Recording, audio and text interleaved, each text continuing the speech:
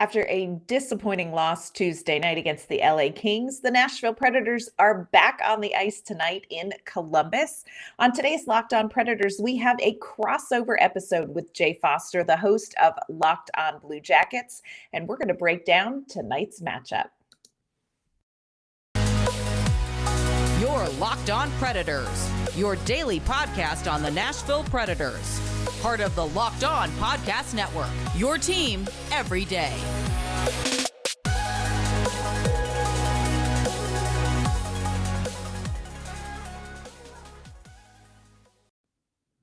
Thank you for making Locked On Predators your first listen of the day. I am Ann Kimmel. I am a writer and editor at InsideThePreds.com, and I am usually joined by my partner in crime, Nick. Today, we do have a special guest in Nick's place. Jay Forster joins me today. Jay is the host of Locked On Blue Jackets, and we are doing a crossover episode to preview tonight's Blue Jackets Predators game.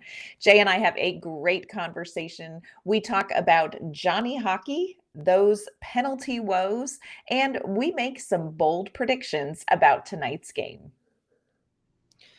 So the Blue Jackets have lost some games against some pretty good teams. They've won a game against a not so good team, and I feel like the Nashville Predators kind of in that creamy middle of teams, probably going to make the playoffs, probably not a cup contender. So this could be a real test of how the Blue Jackets actually do in terms of facing teams that are kind of in the same bracket as them. And I thought, hey, let's bring Ann Kimmel on from Locked On Preds, because on this show we love Ann. We've got all the time in the world for Ann, and she has lots of really great thoughts and opinions about the Preds. So welcome on in, Ann. Thanks for coming on.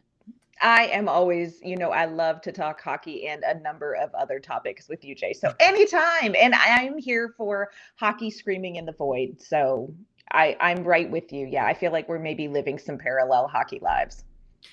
Yes, it's sometimes you just have to yell into the void about your team. So I guess let's just start off with just a kind of a general question. How did the Preds do this offseason? I feel like they made a couple of additions. They lost a couple of players, but for the most part, I feel like they're basically the same team, more or less. I would go out on a limb, ignoring how the actual regular season and statistics are, but I would go out on a limb and say that the Nashville Predators are actually a better team this season than they were last season. Now, that maybe early on is not translating, like I said, the way we wanted to on the ice, but Nashville had two kind of glaring issues. Well, it had three glaring issues, and off season they addressed two of them. One was last season, the Predators just could not generate second line scoring to save their lives. And so they went out and they picked up Nino Niederreiter. And so far has been great. I think Nino's got 4 goals in 5 games. So we're seeing that second line producing, which has solved one of the problems. The other problem was last season, Nashville just did not really have a lot of depth defensively, and kind of became a little bit of, as we say, a hitch in the giddy up for Nashville down the stretch. So the Predators really lucked out and lucked into picking up Ryan McDonagh from the Tampa Bay Lightning, and they had money issues, cap issues, and McDonagh became available, and so he joined the Predators in the offseason. That is, it's a great addition. McDonagh's got, tons of talent, a little bit older. Everybody says, oh, he's a little bit older. There's nothing wrong, first of all, with being a little bit older. Second of all, great experience on and off the ice. Like, this is somebody who's won back-to-back cups. He has experience going the distance in the playoffs and in the postseason. There's a little bit of growing pains because right now McDonagh is paired with one of our great defensemen, Mattias Ekholm, but they both played the same side. So Ekholm, in the offseason, when they were eyeing McDonagh, the coaching staff went and said, would you switch sides? And so there's some growing pains in Ekholm kind of learning how to play the right side in that pairing. But I think really good things are eventually going to come from that. So on paper, where it counts for nothing, we're a better team. It's just not translating yet this early in the season on the ice like we'd like it to. Yeah, it feels like there's been a couple of hiccups. The Preds, in fairness, the Preds are kind of about where I expected. They are 2-2-1 to start the season. They had a bit of a shocker in the Tuesday night game against the LA Kings, but for the most part, it seems like it's going well. And of course, because it's the Blue Jackets, we have to ask about the two former Blue Jackets on the team. Your personal favorite, Matt Duchene and Ryan Johansen. They both got 3 points in 5 games to start off the season. How are they looking? Are they going to cause trouble for me personally in tonight's game? Well, I hope so. Said with love. I hope so.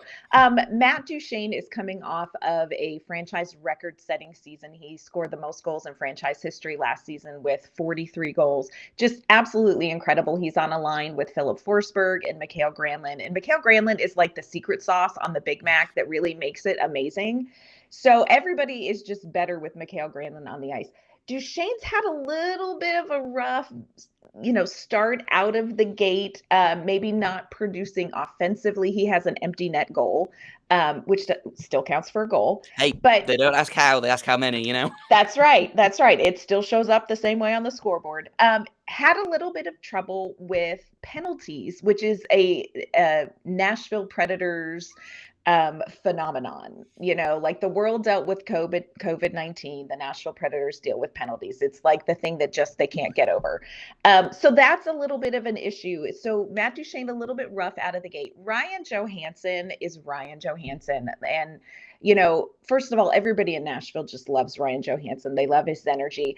But Nino Niederreiter is now playing with Johansen, and the two of them were together when they played for the Portland Winterhawks. And we're really, really great friends. And so literally when the two of them take the ice, it's like we hear that Peaches and Herb song, reunited, and it feels like there's magic. Like the two of them together really is magic. So I think Ryan Johansen is going to have an incredible season. He had a great season last year. I think one of his best. And I expect, especially with Nino Ryder with him, that Johansen is going to continue that. So high hopes for both of your former Blue Jackets. Just, we need to maybe Matt Duchene just needs to kind of work on the penalties a little bit, but otherwise lovely. Yeah, no, I've always had a soft spot for Ryan Johansen, and I was thrilled with the trade when it went down. Obviously, picking up Seth Jones for Ryan Johansen, that felt like an easy win for the Blue Jackets. Obviously, down the line, Seth Jones is no longer here, but I still, every time Ryan Johansen does well, I'm like, yeah, that's my guy. I think he got a bad rep in his the end of his tenure with the Blue Jackets. He didn't gel with Tortorella, and so it's really great to see him succeeding on another team, even though I feel like a lot of Blue Jackets fans do not remember him as fondly as I do. Really? Which is unfortunate. Oh, wow. Yeah, I think he got kind of a bad rep for being lazy, I think. Yeah. Yeah. And I think he's just one of those players that, and Brandon Saad got the same thing. I think it's just some players don't look like they're trying very hard, even though they are. And some players look like they're trying super, super hard all the time. And I think it's a matter of perception. So I think that's kind of where Ryan Johansen kind of failed with Tortorella and some of the fan base. But you know me, Anne, you know how much I love goalies. You know how much I love Uzi Saros. Yes. So let's talk about Uzi Saros. Coming off a Vezina nominated season, how has he been for this team so far?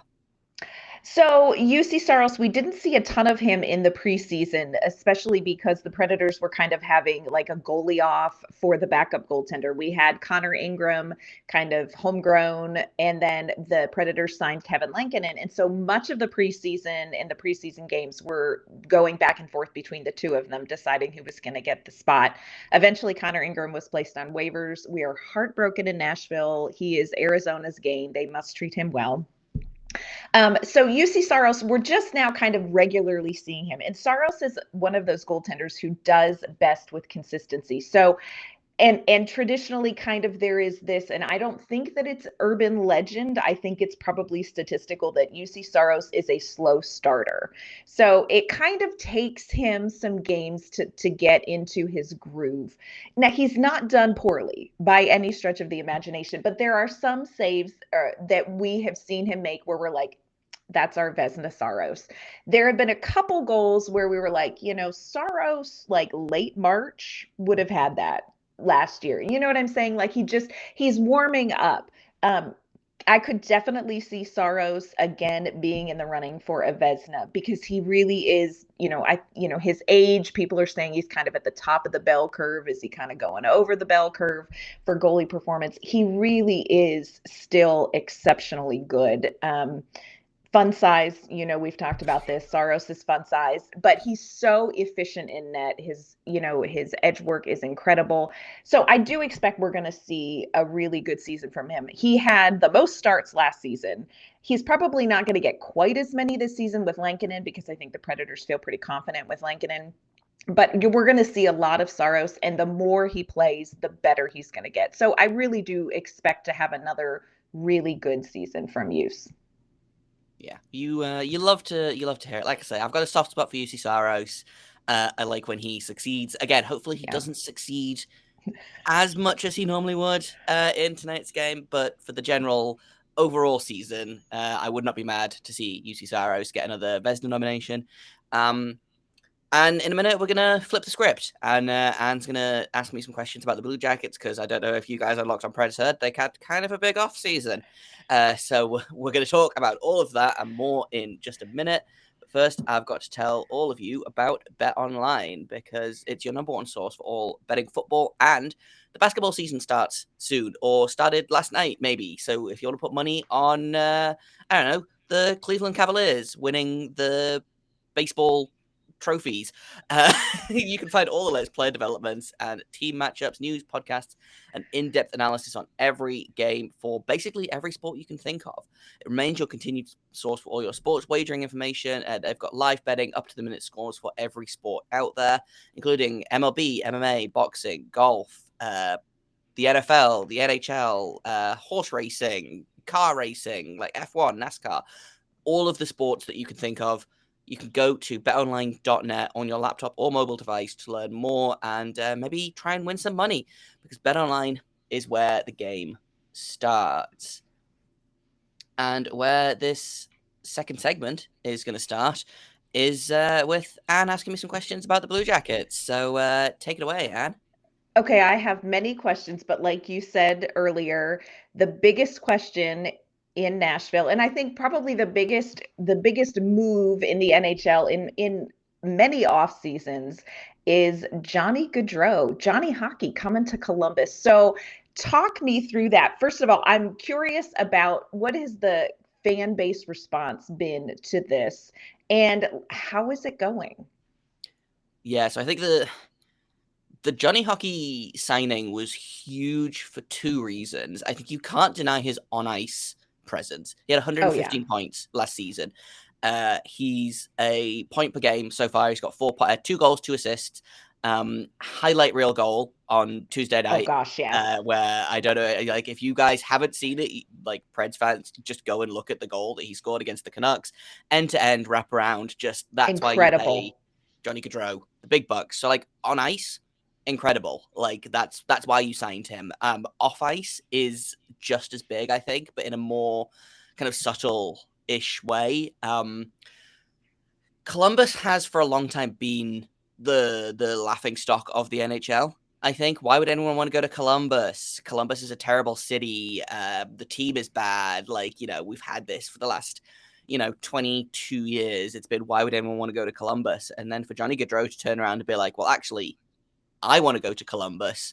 I think a lot of fans of other teams, a lot of maybe players on other teams are like, what does Johnny Gaudreau know that we don't? Mm-hmm. Like there was a lot of talk about how he was going to go home, maybe sign in Philadelphia. If Philadelphia had the cap space, is he a Flyer right now? Probably. But they decided to spend $10 million on Tony DeAngelo and Rasmus Ristolainen. So, it was a non-starter. He turned down more money from New Jersey. He turned down more money from Calgary and an extra year to come to Columbus, and that's, for me, that's the important thing. Like, yeah, his on-ice production is going to be he's going to set records in Columbus.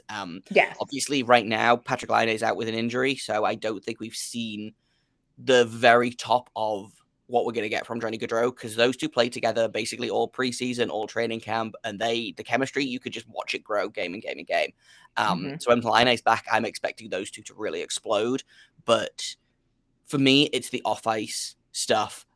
Every single fan to a person is so excited for Johnny Gaudreau to really show people that Columbus is a city that they should want to live in. It's the city that they should want to play in. Like, it's, am I biased? Maybe, but Columbus is a really great city. It's a really great town.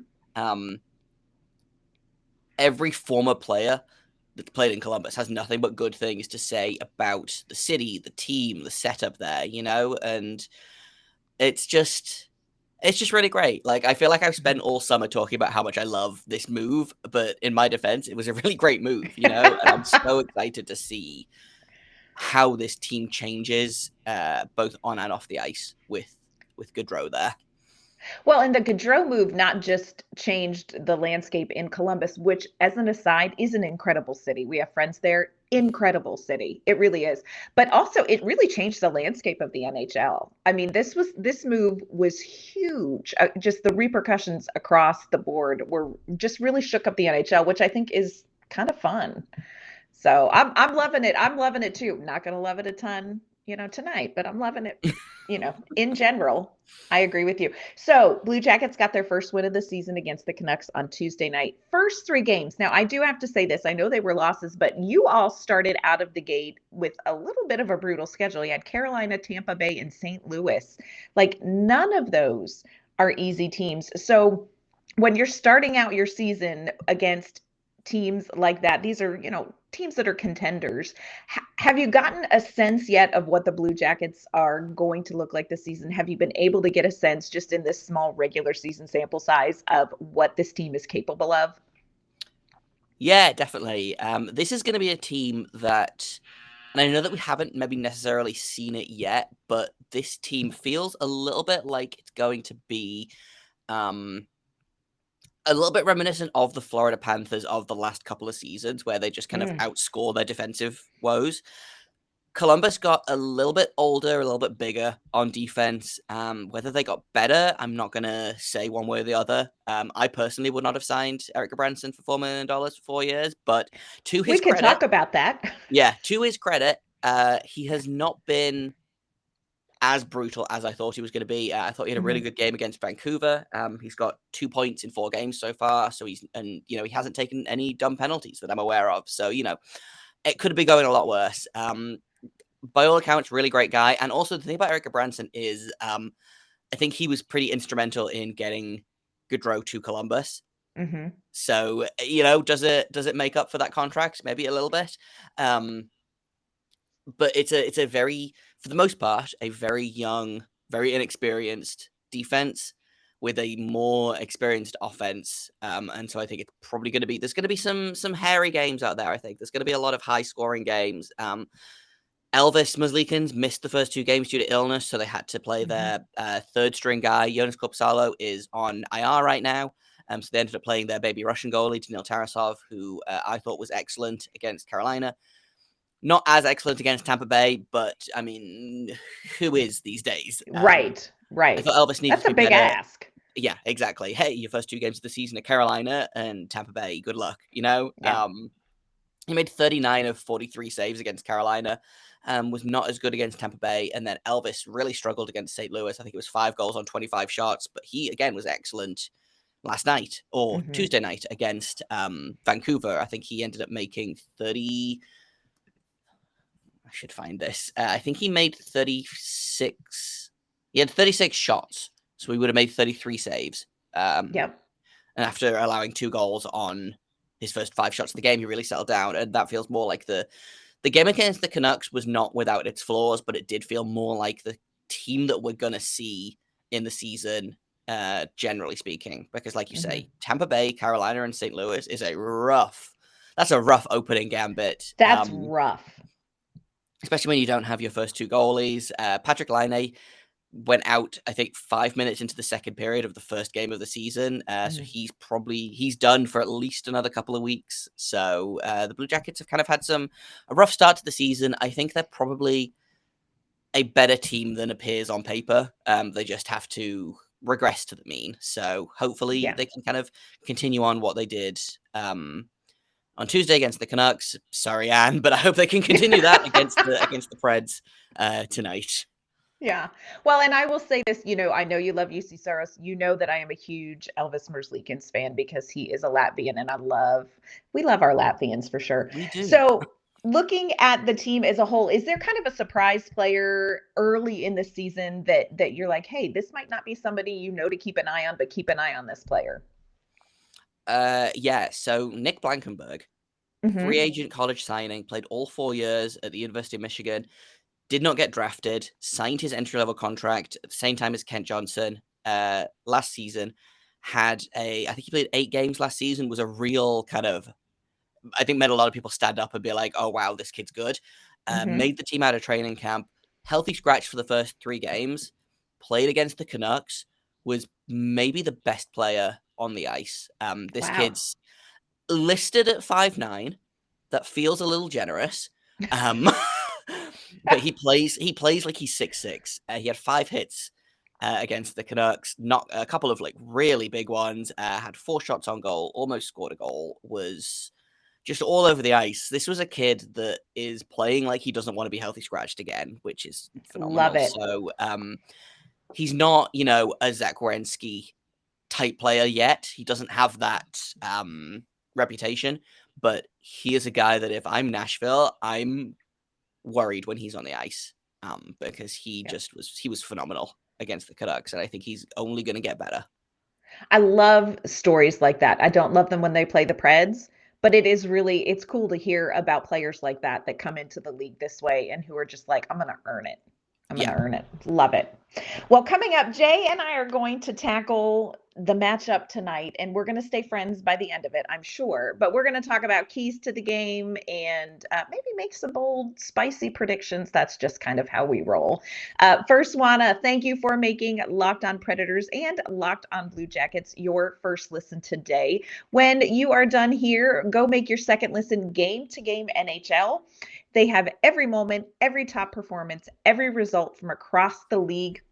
Locked On Game to Game covers every game from across the NHL with local analysis that only Locked On hosts can deliver. You can follow Game to Game on Locked On NHL. It is available on any of your podcasting platforms and also on YouTube. So check it out. All right, Jay. So it's time to just get down to it. We've been friends. We're going to remain friends. But so let's talk through first before we get heated. Let's talk through keys to the game. What is a key for the Blue Jackets if they want to walk away with a win against the Predators tonight? Probably figuring out how a power play works. We talked about this a little bit off camera. The Preds have been taking a bunch of penalties. The Blue Jackets power play remains haunted by the ghosts of Nationwide. They haven't scored a power play goal yet this season, 4 games in, a little bit concerning. I don't think they've taken a ton of power plays. I don't have the numbers in front of me for how many they've actually taken, but they have not yet scored one. So especially against the Canucks, who I believe had a 50% success rate of killing penalties coming into the game. Wow. So okay. If they're ever going to figure it out, it's against this team. And then they allowed a shorthanded goal, and I was like, this feels fine. This feels on brand for the Blue Jackets. So that's a big thing for me. It's going to be special teams. The penalty kill has been pretty good. They are 17th in the league right now, which for the Blue Jackets is pretty good. The other thing that needs to get better is if this turns into a scoring race, it could get a little hairy. Nashville loves to score goals. Obviously, we're looking at Nino Niederreiter, who has 4 goals in 4 games. He's got a pretty good Cy Young campaign that he's building here. No assists, 4 goals. Obviously, Matt Duchene can score. Ron Johansen can score. Mikael Granlund apparently doesn't like to score goals, but I assume is capable of doing so. Philip Forsberg. He loves to help others. Got a lot of goal scorers. So for the Blue Jackets to really shut down those guys, I think is going to be key. It's going to need to be more of a defensive effort than previous efforts have been so far this season. The Blue Jackets have allowed, I think, 17 goals in 4 games so far. So if they could make that just a little tighter on defense, that would be that's one of the keys to the game for me. Yeah. Well, you say that your power play needs some practice. Well, we are here to help, my friend, because the Nashville Predators took 9 penalties in their last game against the LA Kings. The game that we were up 3-1 beginning the third period and lost in a shootout. Why? Penalties, my friend. The Nashville Predators have to stay out of the penalty box. I always say there are no snacks in the sin bin, and these men go in there and out of there constantly looking for like a Built Bar. I don't know what the deal is. The Predators have to address their penalty situation, and I understand that the Blue Jackets, like, yeah, they're just warming up on the old power play, but at some point in time, and it happened on Tuesday night. The LA Kings took advantage of this.